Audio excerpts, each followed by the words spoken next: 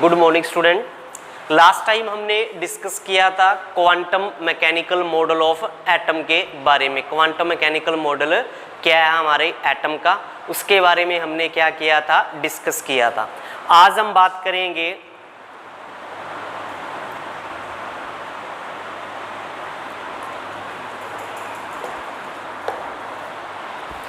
हाँ जी, आज हम बात करेंगे आगे का टॉपिक हमारा क्वांटम नंबर।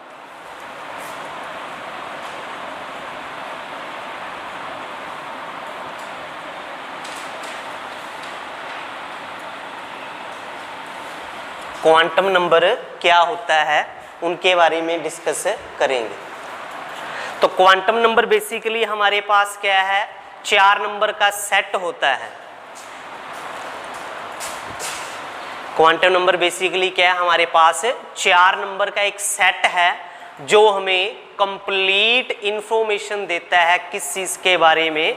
जो हमारे पास हमारा क्या है, एटम है, उसके अंदर इलेक्ट्रॉन है, प्रोटॉन है, न्यूट्रॉन है, उनके बारे में हमें कंप्लीट इंफॉर्मेशंस देता है।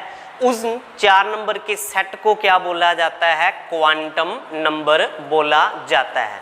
जैसे सिंपल सम केस ले सकते हैं। अभी क्वांटम नंबर बेसिकली है क्या, मान लो कोई पर्सन एक्स है किसी भी जगह पे, उस पर्सन एक्स के पास पहुंचना है किसी ने, तो वो कैसे पहुंच पाएगा। तो सबसे पहले उस पर्सन एक्स की हमें कंट्री का पता होना चाहिए कि वो कंट्री कौन सी है, इंडिया है, न्यूजीलैंड है, ऑस्ट्रेलिया है, कौन सी कंट्री है उसका पता होना चाहिए।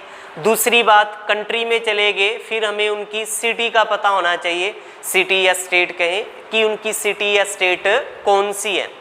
तो अगर हम इंडिया के अंदर केस लें, इंडिया में सबसे पहले तो इंडिया हो गया, फिर स्टेट हो जाएगी, स्टेट के आगे भी आगे क्या आ जाएगा, डिस्ट्रिक्ट आ जाएगा, ठीक है, फिर क्या आ जाएगा, हमारा वार्ड, गांव जो भी है वो आ जाएगा। तो उन सभी चीज़ों का पता होना चाहिए, तभी वो पर्सन एक्स के पास कोई पर्सन पहुंच पाएगा। तो ये जो हमारे पास 4 चीज़ें होगी, यानी जैसे country, state, city, district, village, ये जो 4-5 नंबर हो गए वो हमें मिस्टर एक्स के बारे में बताएंगे। तो वैसे ही क्वांटम नंबर के अंदर हमारे पास क्या है, 4 नंबर हैं जो हमें कंप्लीट इंफॉर्मेशन देते हैं एटम की एनर्जी के बारे में, साइज के बारे में, मोमेंटम के बारे में, शेप के बारे में। तो वो 4 नंबर का जो कंप्लीट सेट होगा, उन 4 नंबर के कंप्लीट सेट को क्या बोला जाएगा, क्वांटम नंबर। क्या कहेंगे हम उनको, क्वांटम नंबर कहेंगे।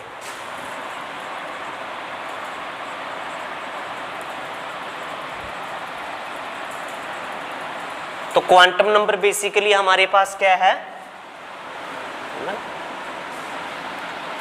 It is the set of 4 number. ये क्या है, हमारे पास सेट है 4 number which gives us complete information of atom about its shape, momentum and energy etc. उन 4 नंबर के सेट को हम क्या बोलते हैं, क्वांटम नंबर कहते हैं। ठीक है, जो हमारे पास हैं इनको हम डिनोट करते हैं N, L, ML and MS। तो ये हमारे पास 4 नंबर का जो सेट है, N का, L का, ML का, MS का, इन 4 नंबर के सेट को बोला जाता है क्वांटम नंबर। ओके, अब हम इन चारों को अलग अलग स्टेप वाइज डिस्कस करेंगे। तो सबसे पहले आता है N, जिसको बोला जाता है प्रिंसिपल क्वांटम नंबर, जिसको डिनोट किया जाता है स्मॉल n से। तो तो principal quantum number denoted by n, और ये हमें बताता है एटम की मेन शेल के बारे में, एटम के पीरियड के बारे में। n की जो वैल्यू है वो इंटीजर होती है, 1 से लेकर 7 के बीच तक हो सकती है, यानी 7 तक हो सकती है। अगर n 1 आ रहा है तो इसका मतलब ये है कि वो एटम फर्स्ट पीरियड से क्या करता है, बिलोंग करता है, यानी हाइड्रोजन या हीलियम होगा। अगर n 2 आ रहा है तो उसका मतलब वो जो एलिमेंट है वो सेकंड पीरियड से क्या करता है, बिलोंग करता है। और अगर n 3 आ रहा है तो यानी किससे बिलोंग करता है, थर्ड पीरियड से बिलोंग करता है। तो हमने 10th में पढ़ा हुआ है किसके बारे में, पीरियोडिक टेबल के बारे में पढ़ा हुआ है। तो पीरियोडिक टेबल बेसिकली हमने पढ़ा था कि 7 पीरियड्स होते हैं। तो प्रिंसिपल क्वांटम नंबर बेसिकली हमें उन्हीं 7 पीरियड्स के बारे में ही बताता है। तो प्रिंसिपल क्वांटम नंबर क्या है, सबसे पहले it is denoted by n, इसको डिनोट किया जाता है n से। इट्स वैल्यू फ्रॉम 1 to 7, इसकी वैल्यू जो है वो 1 से क्या होती है, 7 होती है। अब बात आती है कि हमें प्रिंसिपल क्वांटम नंबर क्या बताता है, क्या क्या ये हमें इंफॉर्मेशन देगा। तो information obtained from principal quantum number,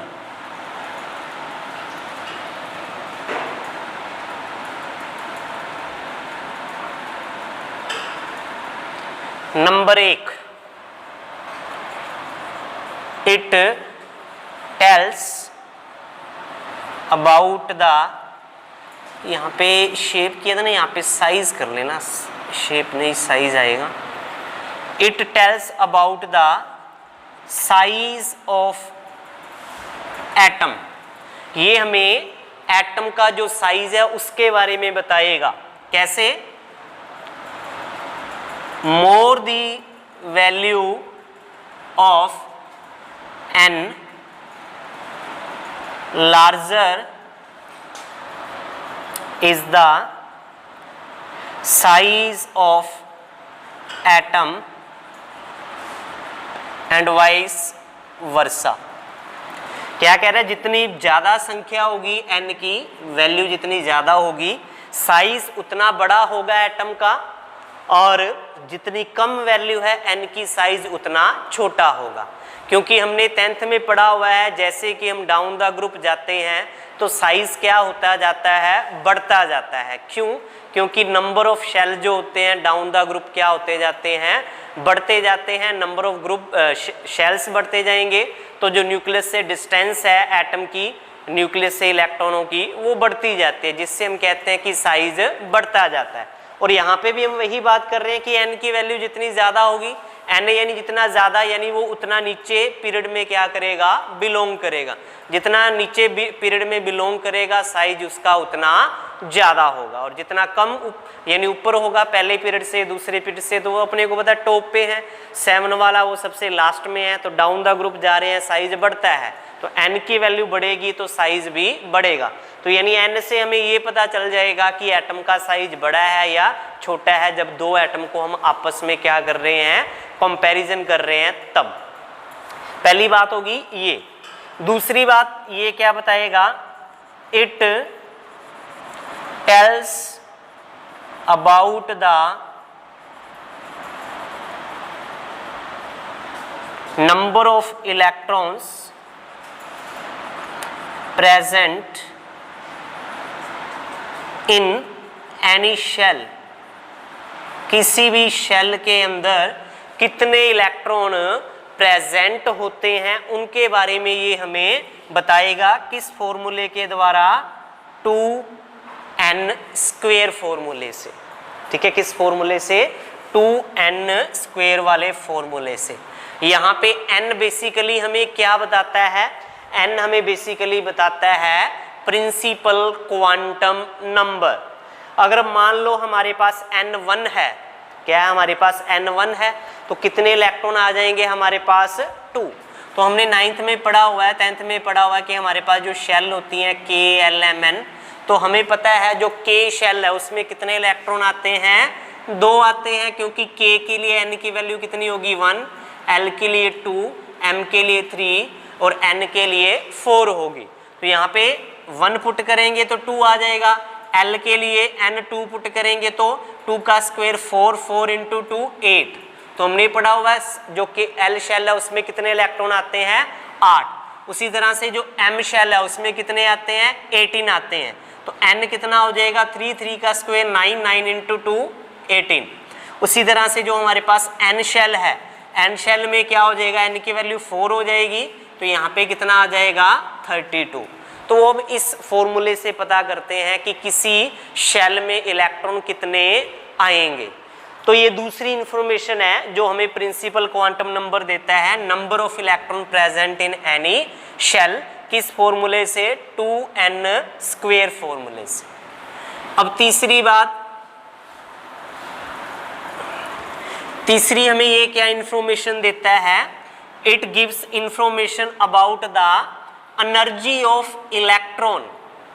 किसी भी इलेक्ट्रॉन के लिए एनर्जी हम निकाल सकते हैं, हाइड्रोजन एटम के लिए या हाइड्रोजन लाइक एटम के लिए। तो हमने बोहर मॉडल में एक फॉर्मूला किया था, energy of electron En is equal to थी हमारे पास -1312 बाई n का स्क्वायर। तो वहां पे भी n क्या हमारे पास प्रिंसिपल क्वांटम नंबर है। तो तीसरी इंफॉर्मेशन हमें क्या देगा ये, it gives information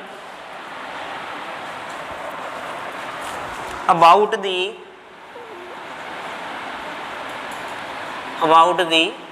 energy of electron। Electron की एनर्जी क्या होगी उसके बारे में हमें इंफॉर्मेशन देगा, जो क्या था En is equal to -1312 upon n का square kilo joule per mole. तो इस फॉर्मूले से हम इलेक्ट्रॉन के लिए एनर्जी निकाल सकते हैं किसी भी शेल के लिए। जैसे n है यहाँ पे हमारा, n क्या है प्रिंसिपल क्वांटम नंबर, n1 है तो यहाँ पे हम 1 पुट कर देंगे, n2 है तो 2 पुट कर देंगे, उसी तरह से हम चेंज करते जाएंगे और हमारे पास एनर्जी आ जाएगी हाइड्रोजन एटम के इलेक्ट्रॉन के लिए जो किसी भी शेल में प्रेजेंट है उसके लिए। तो वो हम यहाँ से निकाल सकते हैं। चौथी इंफॉर्मेशन हमें क्या देगा ये, it help in calculate the radius of an atom. किसी एटम की रेडियस अगर हमने कैलकुलेट करनी है तो वो हम कैलकुलेट कर सकते हैं। ये भी हमने बोर मॉडल में पढ़ा था, Rn इज इक्वल टू होता है A0 n का स्क्वायर। A0 यहाँ पे क्या होता है हमारे पास, बोहर रेडियस। तो प्रिंसिपल क्वांटम नंबर हमें ये 4 इंफॉर्मेशन देता है एटम के बारे में। जैसे नंबर 1 हमने बात की, ये हमें साइज के बारे में बताता है। किसके बारे में बताता है, हमें साइज के बारे में, कि साइज कितना है एटम का, बड़ा है छोटा है। दूसरा हमें ये क्या बताता है, ये हमें बताता है कि जो हमारे पास इलेक्ट्रॉन है किसी भी शेल में वो कितने हैं, हमारे पास शेल में इलेक्ट्रॉन कितने हैं उनके बारे में हमें ये बताता है बाय फॉर्मूला 2n²। और तीसरी बात हमें ये क्या बताता है, ये हमें बताता है एनर्जी ऑफ इलेक्ट्रॉन के बारे में, कि किसी भी ऑर्बिटल में जो एनर्जी है इलेक्ट्रॉन की वो कितनी होगी उसके बारे में। चौथी बात हमें ये क्या बताता है, ये हमें बताता है कि हम एटम की रेडियस को कैलकुलेट कर सकते हैं by using this formula Rn is equal to A0 n का स्क्वायर। A0 क्या हमारे पास, बोहर रेडियस, और n क्या हमारे पास यहाँ पे प्रिंसिपल क्वांटम नंबर। तो वो हम कैलकुलेट कर सकते हैं। तो ये पहला है हमारे पास क्वांटम नंबर, जिसको हमने नाम दिया प्रिंसिपल क्वांटम नंबर। अब हम बात करेंगे दूसरे क्वांटम नंबर की, जो हम डिनोट करेंगे L से, और वो हमें क्या क्या इंफॉर्मेशन देगा। तो नंबर 2, इसको नाम देते हैं हम एजीमुथल क्वांटम नंबर।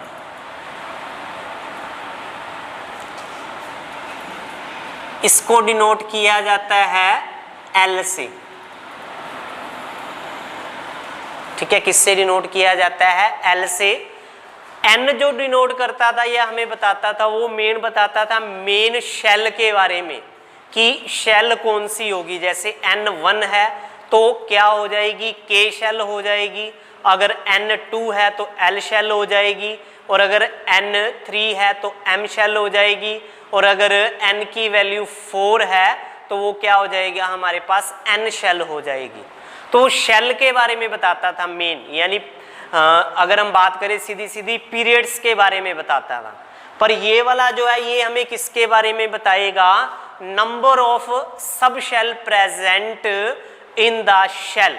जो मेन शेल है, K शेल है, L शेल है, M है, N है, सो ऑन, जो भी सब शेल है उनमें सब शेल कितनी होंगी उनके बारे में ये हमें बताता है। तो पहले हम बात करेंगे क्या कि it is denoted by L, इसको L से डिनोट करेंगे।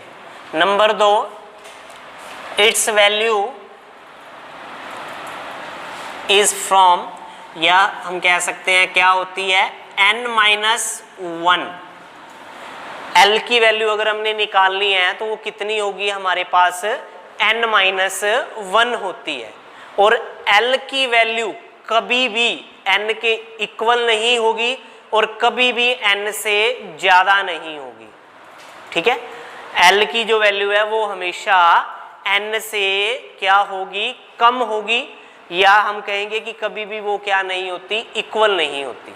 ठीक है, ये बात आपने ध्यान रखनी है। क्या? The value of L not equal to और ग्रेटर देन, क्या मान,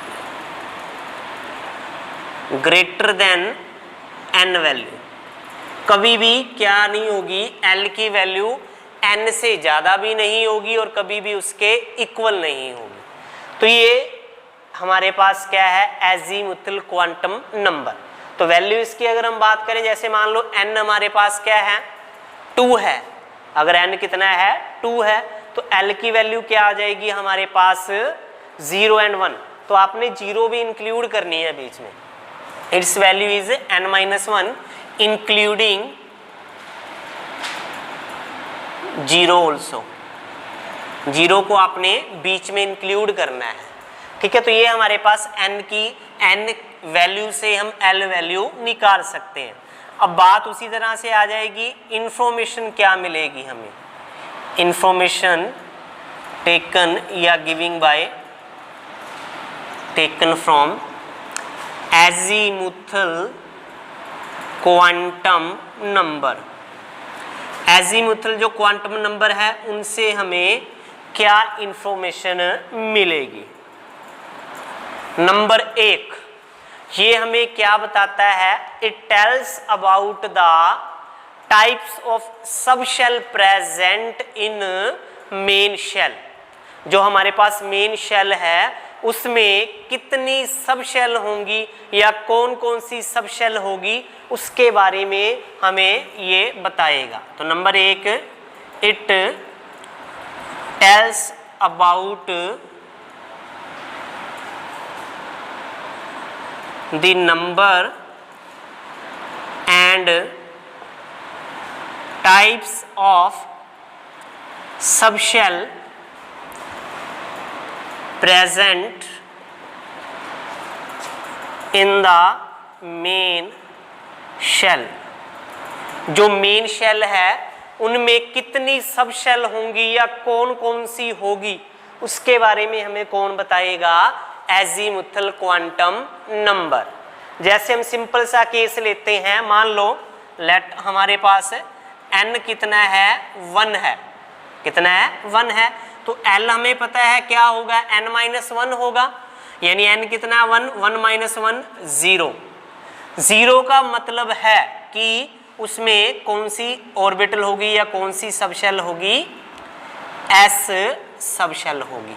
अगर l की वैल्यू 0 होती है तो s सबशेल होगी, ठीक है। और अगर n की वैल्यू 1 होती है तो क्या होगी, उसमें p सबशेल होगी।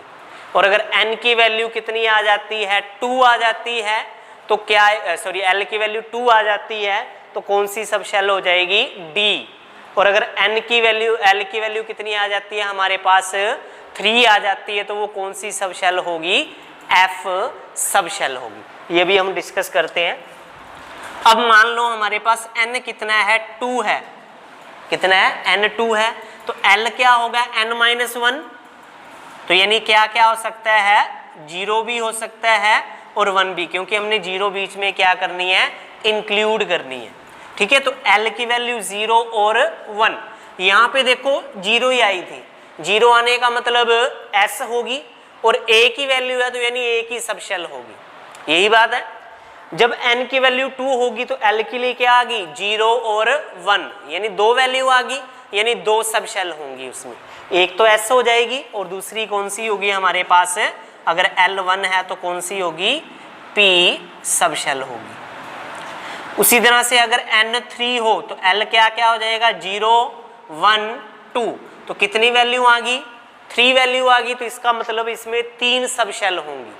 कितनी सबशेल हो जाएंगी, 3, क्योंकि कौन कौन सी आ रही है हमारे पास, 0 1 2, यानी s भी आएगी, p भी आएगी और d भी आएगी। तो l2 होता है किसके लिए, d सबशेल के लिए।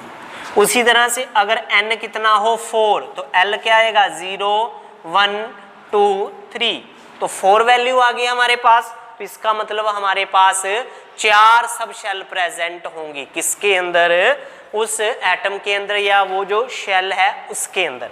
कौन कौन सी होगी, s होगी, p होगी, d होगी और f होगी। तो यानी f के लिए l वैल्यू कितनी होती है हमारे पास, 3 होती है। तो ये वैल्यू आपको डायरेक्ट भी याद रखनी है, s सबशेल के लिए l की वैल्यू 0 होती है, p के लिए 1 होती है, d के लिए 2 होती है और f के लिए कितनी होती है, 3 होती है, ठीक है। तो पहली बात हमें यही बताएगा क्या, कि कितनी नंबर ऑफ सबशेल प्रेजेंट है किसी एटम के अंदर। अगर l की वैल्यू केवल 1 ही आ रही है यानी 0 आ रही है तो 1 ही सबशेल होगी। अगर l की वैल्यू 2 आ रही है यानी 0 और 1, तो उसमें s और p सबशेल होंगी। और अगर l की वैल्यू 3 आ रही है यानी 0 1 और 2, तो उसमें 3 सबशेल होंगी यानी s p d। और अगर l के लिए 4 वैल्यू आ रही है यानी 0 1 2 3, तो उसका मतलब 4 सबशेल होंगी। और कौन कौन सी होंगी, s p d और f होंगी। तो पहली इंफॉर्मेशन हमें ये मिलेगी किससे, एजीमुथल क्वांटम नंबर से। ओके, अब दूसरी बात हम करते हैं, दूसरी इंफॉर्मेशन हमें क्या मिलेगी। तो दूसरी हमें ये जो एजीमुथल क्वांटम नंबर है ये हमें किस चीज़ के बारे में बताएगा, कि हमारे पास जो सबशेल आई हैं उनकी एनर्जी कैसे है, किसकी ज़्यादा है किसकी कम है, उसके बारे में भी हमें बताएगा कौन, एजीमुथल क्वांटम नंबर। कैसे पता चलेगा, अब L की वैल्यू जितनी कम होगी वो न्यूक्लियस के उतने ज़्यादा पास में होगा, ठीक है। जितना पास में होगा हमें पता न्यूक्लियस से अट्रैक्शन उतनी ज़्यादा होगी। जितनी ज़्यादा अट्रैक्शन होगी तो उनको, उस इलेक्ट्रॉन को निकालने के लिए जो एनर्जी देनी पड़ेगी वो हमें उतनी ज़्यादा देनी पड़ेगी। ज़्यादा देने का मतलब उसकी एनर्जी क्या होगी, ज़्यादा। अब L वैल्यू ज़्यादा है तो क्या होगी हमारे पास, वो ऑर्बिटल उससे थोड़ी पीछे होगी, और ज़्यादा तो और पीछे होगी, और ज़्यादा तो और पीछे होगी।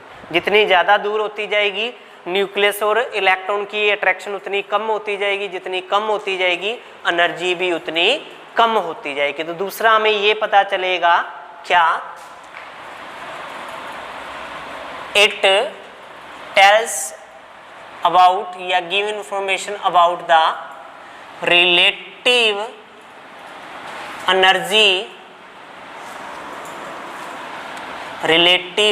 एनर्जी ऑफ वेरियस सबशेल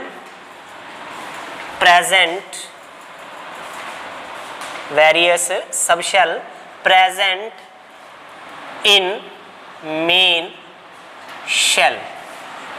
यानी ये रिलेटिव एनर्जी हमें बताएगा किसकी, वेरियस सब शेल की। जैसे मेन शेल के अंदर मान लो हमारे पास क्या है, n शेल है, n4 है, तो उसमें अपने को पता है s ऑर्बिटल भी होगी, p ऑर्बिटल भी होगी, d भी होगी और f भी होगी।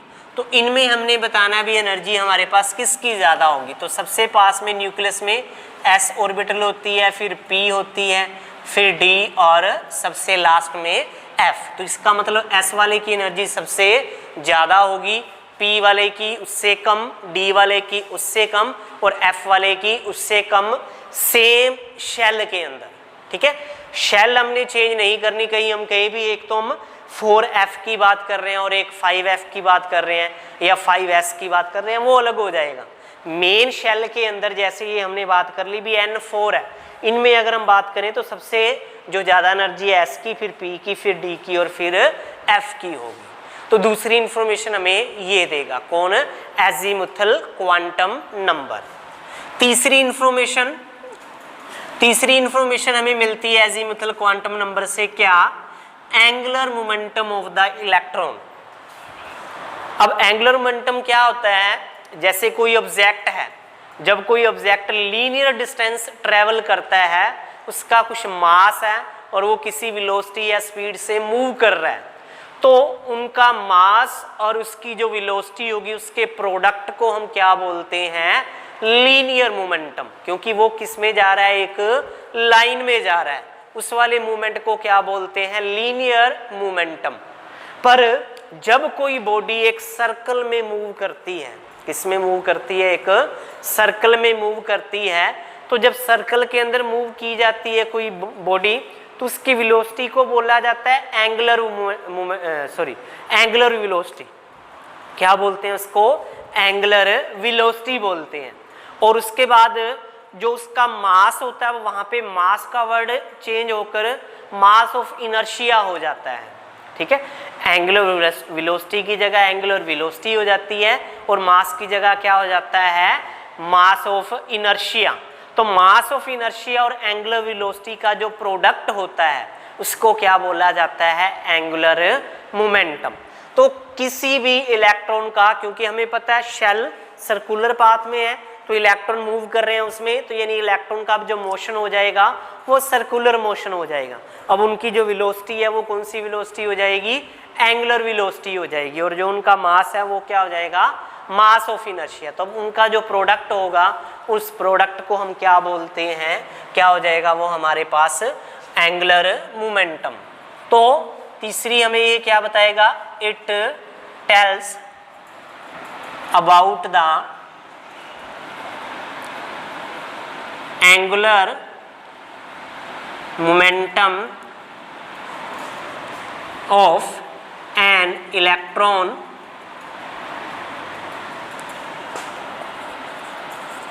present in any shell।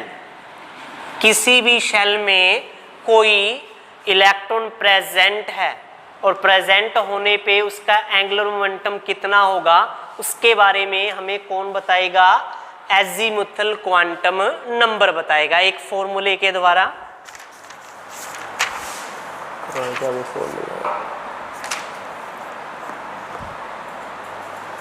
हाँ जी, वो फॉर्मूला होता है हमारे पास, angular momentum is equal to √L into L+1 और इसको मल्टीप्लाई करना है हमने h/2π के साथ। तो ये जो फॉर्मूला है ये किसके लिए यूज होता है, एंगुलर मोमेंटम को कैलकुलेट करने के लिए यूज होता है। ठीक है, क्या है, √L into L+1 into h/2π। अब L हमारा क्या है यहाँ पे, एजीमुथल क्वांटम नंबर। तो हमें पता है एल के लिए वैल्यू 0 भी होती है, 1 भी होती है, 2 भी होती है, 3 भी होती है। अब सभी एस ऑर्बिटल के लिए अभी अभी हमने बात की थी, एल की वैल्यू कितनी होती है, 0 होती है।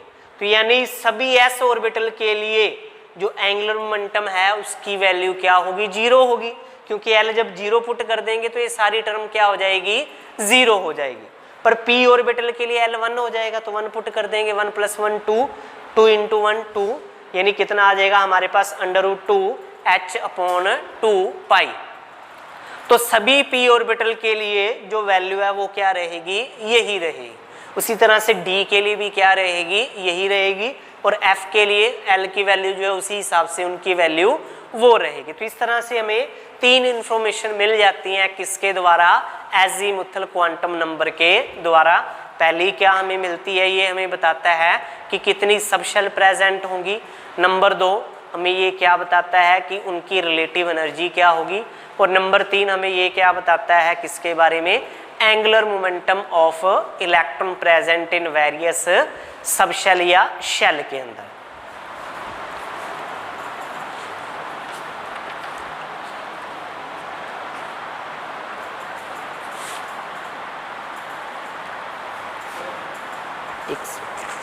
हाँ जी, चौथी चीज एक और बताता है ये हमें, it tells about the shapes of various subshell present in the main shell। ये हमें क्या बताता है, शेप के बारे में बताएगा जो किसमें प्रेजेंट हैं, मेन सब शेल के अंदर। कैसे बताएगा, अभी अभी हमने बात की थी कि एल की वैल्यू अगर 0 है तो हमें पता है कौन सी सब शेल होगी, एस सब शेल होगी। एल की 1 है तो क्या हो जाएगा, पी सब शेल हो जाएगा। L2 है तो कौन सी हो जाएगी, डी सब शेल हो जाएगी। और L3 है तो क्या हो जाएगी, एफ सब शेल हो जाएगी। अब हमें शेप का कैसे पता चलेगा, तो हमें पता है एस की जो शेप होती है वो कैसी होती है, स्फेरिकल होती है। पी की जो होती है वो कैसी होती है, डंबल शेप होती है। और जो डी है उसकी क्या होती है, डबल डंबल शेप होती है। और जो एफ है वो क्या होती है, डिफ्यूज्ड डंबल शेप होती है। तो ये हमें कैसे पता चला, जब हमें एल की वैल्यू पता चली। एल की वैल्यू 0 हुई तो हमें पता चला कि वो एस है। एस है तो हमें पता क्या होगी, वो स्फेरिकल होगी। अगर L1 है तो यानी P आएगी, P है तो यानी डंबल शेप होगी। L अगर 2 है तो D होगी, वो डबल डंबल शेप होगी।